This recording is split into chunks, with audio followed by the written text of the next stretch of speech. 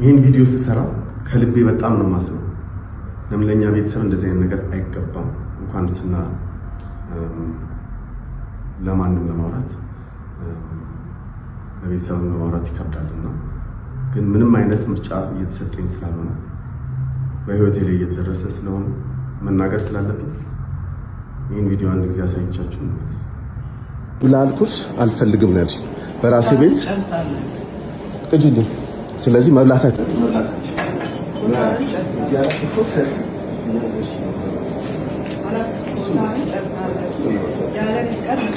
ልብ ተሰማችሁ አይደለ? ሁላችሁም መብት አላችሁ አይደለ? አሁን የሰማችኋት የ5 ዓመት ታናሽ ናት። የቢዝነስ ፓርትነራችን ናት። ይህን የምታወራው በቤተሰብ ሬስቶራንታችን የእናትና አባታችን ቤት ውስጥ ምግብ ስትከለክል ከሰራተኛ ጋር ሰራተኛ ሳብራ ማለት ነው። የእናት ሞት ህመም እስካሁን ጊዜ ያስፈልግሻል ብዬ ብታገስሽ ብለሽ እኛን ማጥቃት ጀመርሽ። እንኳንስ ለቤተሰብ ለባዳ ወጋችን አይፈቅድም ምግብ መከልከል።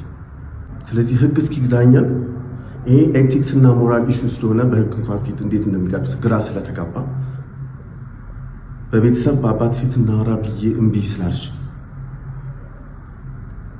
ከዚህ በኋላ 24 ሰዓት ሰጥሻለሁ።